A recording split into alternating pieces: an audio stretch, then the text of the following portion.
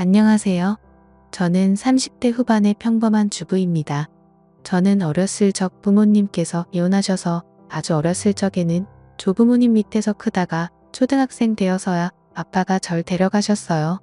저는 늘 엄마가 그리웠고 가슴에 품고 살았습니다. 세상에서 제일 부러운 사람이 엄마가 있는 아이들이었어요. 아빠는 당시 재혼하실 여자가 있었는데 능력이 어찌나 좋으셨는지 애까지 딸렸으면서 처녀장가를 가셨습니다. 아빠는 당시 트럭으로 야채 장사를 하셨는데 그곳에서 물건 거래했던 단골 손님인 새엄마와 만나 인연이 되었다고 합니다. 새엄마는 그 근처에서 큰 건물의 회사 사람들을 대상으로 샌드위치를 팔았는데 이성으로서 매력은 없었는지 혼기를 놓쳐 시집을 못 가시다가 돌싱이었던 아빠를 만나 결혼을 하셨습니다. 서로 인사해 이쪽은 내 새엄마 되실 분이야 배울 점이 많은 분이니까 잘 지냈으면 라고 말하는데 당시 제 나이 15살 요새 중2병이란 말이 유행하듯이 한참 막 나가고 엇나갔던 반항기 많은 사춘기였어요. 새엄마가 생긴다고 할 때 얼마나 울었는지 모릅니다. 엄마가 너무 불쌍했어요. 그래서 얼굴도 보지 못한 새엄마가 더 미웠습니다. 가서 말썽 피우지 말고 조용히 잘 지내라. 얼마나 젊은 아가씨가 싹싹하고 예쁜지 예쁜 자식 얻어줄 여자 드물어 내가 잘해야 내 아빠도 길을 파는 거야 알겠어 라고 하시는데 하나뿐인 손녀 걱정보다 행여나 또 결혼이 잘못될까 염려한 아들 걱정이 먼저이신 할아버지셨네요. 어찌되었든 전 아빠네 집에서 살게 되었고 새엄마는 인심 좋게 제게 다가왔습니다. 소율아 이따 나랑 쇼핑하러 가지 않을래? 실은 나 딸이 생기면 꼭 해보고 싶은 일이었거든. 됐거든요. 아주 웃겨. 누구더러 딸이래요? 쇼핑은 아줌마 혼자 하세요. 피곤하니까 라고 얘기를 했고 새엄마는 이 못하지 않고 꿋꿋하게 제 곁을 맴돌았습니다. 그럼 엄마가 아니 내가 맛있는 샌드위치 해줄까? 아빠가 야채 싱싱한 거 가져와서 아주 맛있을 거야. 안 먹거든요. 샌드위치 많이 먹으면 살쪄서 싫어요. 전 아줌마보다 예쁘게 살고 싶거든요. 라고 했더니 곁에서 듣고 있던 아빠가 참다 못해 나서더군요. 그럼 일단 우리 다 같이 나갈까? 휴일인데 남들같이 모처럼 외식도 하고 기분도 내고 하자. 메뉴는 아빠가 정할게 가자 라면서 절 눈치 주며 쏘아보셨고 아빠가 엄마에게 매일 화를 내고 소리쳤던 기억이 남아움찔하며 갈 채비를 차렸습니다. 새엄마가 원하는 대로 백화점에 도착해 제 옷을 고르고 있는 사이 저는 화장실에 간다고 하고 1층으로 내려와 액세서리 행사 매장에서 바른 손으로 몇 개를 넣었어요. 아무도 안 본 줄 알고 쇼핑하던 새엄마에게 빨리 가자고 했고 백화점 밖을 빠져나가라는데 그만 가로막는 경비원들에게 제 손버릇을 들키고 말았습니다. 저는 그것 때문에 부모님과 함께 경찰서에 조사를 받아야 했고 새엄마가 경찰에게 빌고 절 호적에서 파버린다는 아빠를 말린 덕분에 고비는 넘겼습니다만 저도 어쩌질 못하는 도벽 때문에 곤란한 순간들이 참 많았어요. 결국 또다시 못된 손을 꿈틀거릴 때 평소 저를 지켜봤던 새엄마가 저를 붙들고 가게를 빠져나와 제 앞에 무릎 꿇고 울면서 말씀하시더라고요. 소율아 나도 어렸을 적에 그랬어. 습관적으로 나도 그랬는데 곁에서 관심 주는 사람도 말리는 사람도 없어서 나는 결국 빨간 줄이 그어졌지만 넌 그러면 안 되잖아. 내가 더 관심 주고 말려줄 테니까 제발 너만큼은 온전하고 평범한 인생 살자. 라며 저를 보듬어 주셨는데 뜻밖의 생각지도 못한 고백에 저는 새어머니를 다시 보게 되었고 제 방황하는 심정을 이해해 줄 사람은 새엄마일 수도 있겠다라는 생각이 불현듯 들기 시작하더라고요. 어느 순간부터 저는 새엄마에게 마음을 열게 되며 곁을 주게 되었고 새엄마는 제게 친어머니 이상으로 더욱더 잘하게 되었습니다. 새어머니가 알아봐 주신 상담 치료까지 받게 되면서 저는 도벽의 상태가 점차 좋아지기 시작했습니다. 아빠가 또다시 바람 잘 날 없는 날들 때문에 자주 외박을 할 때쯤 우리 모녀는 서로를 의지하며 손을 잡고 함께 잠이 들 때도 많았어요. 고등학교를 마친 후 저는 엄마의 뒷바라지에 전문대학교 물리치료 쪽으로 진로를 결정해 가게 되었습니다. 졸업할 때쯤 병원 쪽으로 실습을 나가게 되었는데 그곳 물리치료를 받고 있던 지금의 제 남편을 만나게 되었어요. 저보다 5살 정도 많은 남자였는데 운동하다가 다리 쪽을 접질렀다고 했던 그는 저를 눈여겨봤던 건지 제게 식사 제안을 먼저 했고 얘기를 해보니 남편도 저처럼 부모 없이 조부모님 밑에서 외롭게 컸더라고요. 그게 공통분모가 되어 난생 처음 설렘을 품은 채로 관계가 발전해 연인으로 후에는 부부로서 인연을 맺게 되었습니다. 대학을 졸업한 후 2년 정도 있다가 결혼을 결심하고 제 예비 신랑을 집으로 데려갔는데 아버지가 다짜고짜 반대부터 하시더라고요. 미안하지만 난 화목한 가정에서 자란 사위를 바라네. 내 딸이 재혼 가정에서 자라받은 상처를 좋은 가정에서 자란 사람이 보듬어 줬으면 라고 하는데 제 예비 신랑을 2년 정도 봐왔지만 그 누구보다 바르고 착한 청년이었거든요. 새엄마도 간간히 제 예비 신랑을 받기에 인성을 증명해 주었습니다. 저희 모녀에 가진 설득에 아버지는 두 손 두 발을 다 들고 결국 허락해 주었고 저는 기쁜 마음으로 누구 못지않게 행복한 결혼식을 올렸습니다. 허나 결혼하고 얼마 되지 않아 아버지는 술을 사랑했던 대가를 받고 간암으로 운명하시고 말았습니다. 제 남편은 아버지 장례식에서 튼튼한 사위 노릇 받을 노릇을 했고 새엄마는 그렇게 생전 아빠가 쏙 썩였는데도 유달리 슬퍼하며 힘겹게 아버지를 떠나보냈습니다.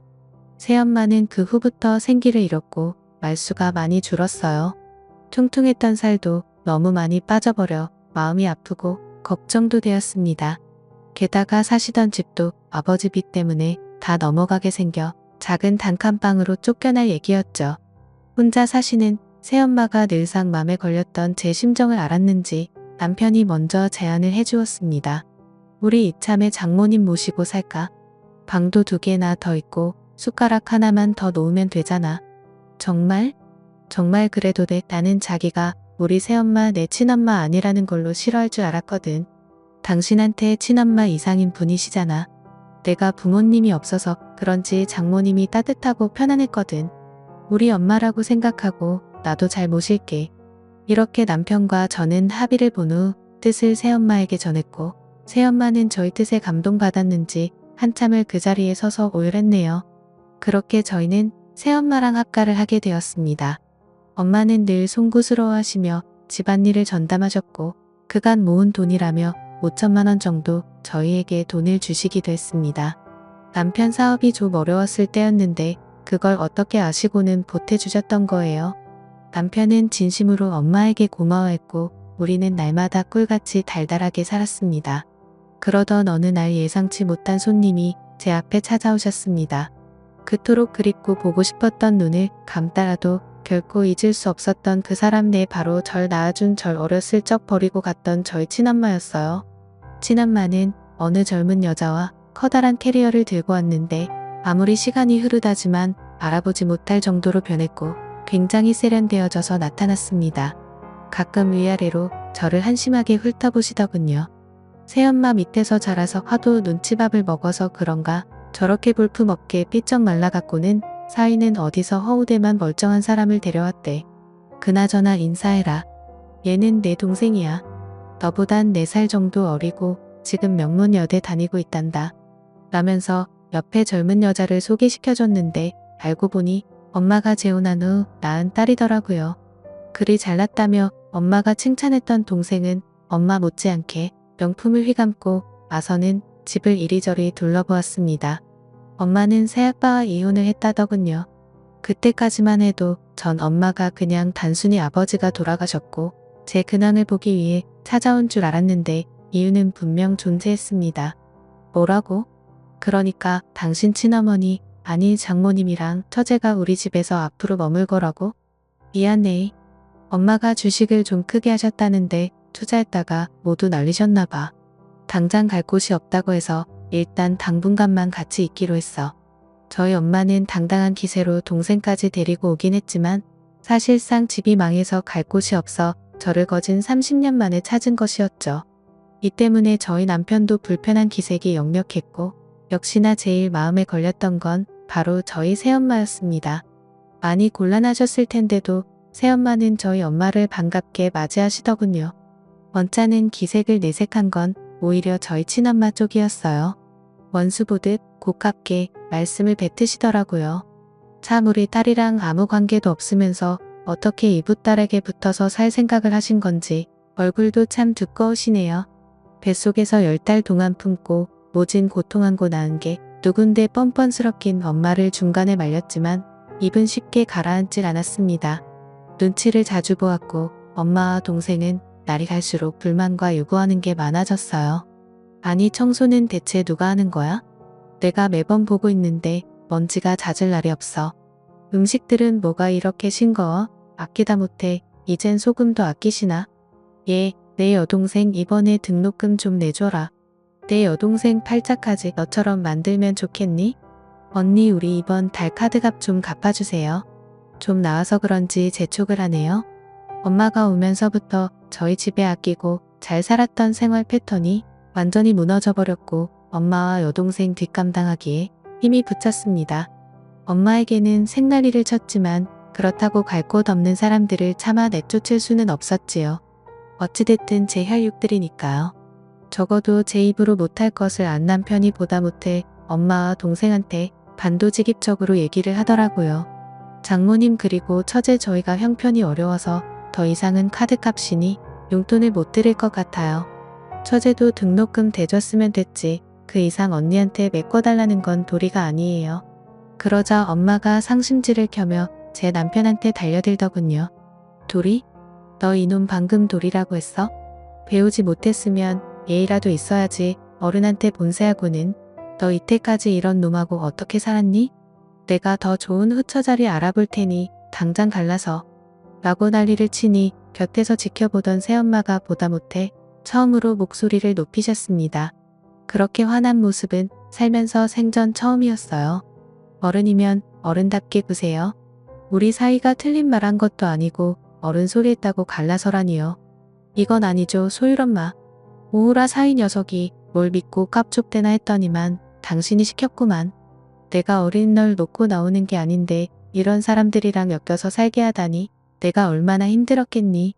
엄마가 이제부터라도 너 지킬 테니까 저것들 다 내쫓고 엄마랑 새로 시작하자. 그는 엄마가 막 제게 아픈 곳 건드리며 얘기하는 바람에 속이 울컥거려 저는 그만하시라고 말하고 그 자리를 빠져나왔습니다. 사실은 암원 때도 얘기 못했지만 자라면서 엄마의 손이 많이 필요했고 엄마가 너무나 그리웠어요. 새엄마가 좋은 분이시고 그 역할을 해주려고 했지만 신적으로는 부족한 마음이 있었습니다. 제 친모에 대한 그리움이 늘 남아있어 엄마가 무리한 행동을 하고 있다 한들 거스르고 싶지 않았어요. 남편에게 제 뜻을 얘기해도 이해한다고는 했지만 이렇게 자주 부딪히는 날이면 무조건 새엄마 편만 들고 얘기하니 은근히 그것도 거슬리고 서운하대요. 말리는 새엄마까지 괜히 얄밉더군요. 결국 이런 식으로 늘상 식구들 모두가 복창이 터지는 날이니 이런 동거를 계속할 수는 없었어요. 저는 고민하다 남편을 따로 불러 세웠습니다. 여보 미안한데 저번에 엄마가 우리에게 준 돈 회사에 쓴 거 다시 돌려줄 순 없어? 지금 당장 이용통하기가 쉽진 않지. 당신도 알다시피 사업에 급한 불끈을 했었고 나머지 좀 남긴 건 친장모님 처제 카드 값이랑 등록금 하느라 다 나갔잖아. 왜 그러는데? 당신 설마 지금 분위기가 안 좋잖아. 자꾸 부딪혀서 맨날 가정에서 큰 소리가 오가니까 스트레스 받기도 하고 이럴 바엔 좀 떨어져 있는 것도 괜찮을 것 같아서. 그럼 친장모님하고 처제가 나가야지 왜 우리 장모님을 떨어져 있게 하는 건데? 30년 만에 날 보러 온 엄마와 동생을 어떻게 내보내 그럴 순 없어. 아무리 그래도 내 부모고 형제야. 다 내 핏줄들이라고. 난 절대 그렇게는 못해. 그럼 정말 어쩔 수 없네. 친장모님이랑 처제는 당신이 모시고 우리 장모님은 앞으로 내가 모실게. 나도 지금 친장모님하고는 매번 이렇게 살기 싫다. 저는 그게 무슨 말이냐고 엄마를 모시면 나하고는 어떻게 할 거냐고 했더니 미안하다며 엄마랑 여동생이 떠나면 그때 돌아오겠다고 저를 외면했습니다. 그리고 남편은 이튿날 정말로 짐을 싸서 새엄마와 같이 집을 나가버렸습니다. 엄마는 정작 새엄마와 남편이 집을 나가자 재빠르게 탓에 전환을 하더라고요. 내가 좀 심한 것 같아서 아들처럼 삼고 잘해주려고 했는데 왜 또 마음 안 좋게 나간 거야. 미안하다. 엄마가 이제부터 너한테 못대준 뒷바라지 지금이라도 하며 제게 연애 때와는 달리 애원을 했고 저는 그 애원에 넘어가 일단 남편에게 연락해서 제발 돌아와 달라고 새어머니께는 달달이 용돈도 드리고 어떻게든지 살게끔 해드릴 테니까 아들 삼겠다던 우리 친엄마 마음 좋게 여기고 오라 했지만 전혀 먹히질 않았습니다. 결국 저는 엄마와 동생을 데리고 살게 되었고 자연스럽게 가장이 되었으며 매달 나오는 지나친 카드값도 모자라 더욱이 엄마가 이혼했다던 재혼한 남자까지 그러니까 새아버지까지 우리 집에 들어오게 된 것이었어요. 잠시만 살려던 그들 세 가족은 저희 집을 차지해서 자신의 것인 마냥 누렸고 저는 매일 들어와 집안일에 시달리며 돈줄 노릇을 해야만 했습니다. 그리고 정말 후회하며 폭발할 만한 일이 드디어 터지고 말았습니다. 좋은 사람 만나서 아무래도 결혼해야 할 것 같은데 예단 좀 대줘요라면서 배를 어루만지는 배를 보며 공부하라고 등록금 대주었더니 엉뚱한데 시간을 썼는지 임신한 배를 만지며 갸륵하게 웃는데 눈앞이 캄캄했습니다. 가뜩이나 혈압이 올랐지만 꾹 눌러 참고 미안한데 대출도 못 받고 더 이상 돈이 없다고 하니 엄마가 안면 몰수하며 또 나서더라고요. 이 집 있잖니? 담보로 대출 받아 예단 좀 해주면 안 되겠니? 내 세부 될 사람이 아주 마치 예비 법조인이라니까. 지금 로스쿨 다닌다는데 어디 법조인 사위를 얻어봐 왜 돈도 다 갚고 너 은혜 모른 척 하겠니? 애시당초 내 남편하고는 근본부터 다른 사람이라니까.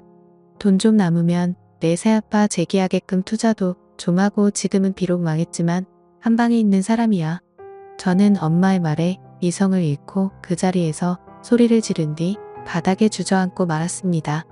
그리고 내가 살기 위해 그 집에서 빠져나와서 한참을 걸었어요.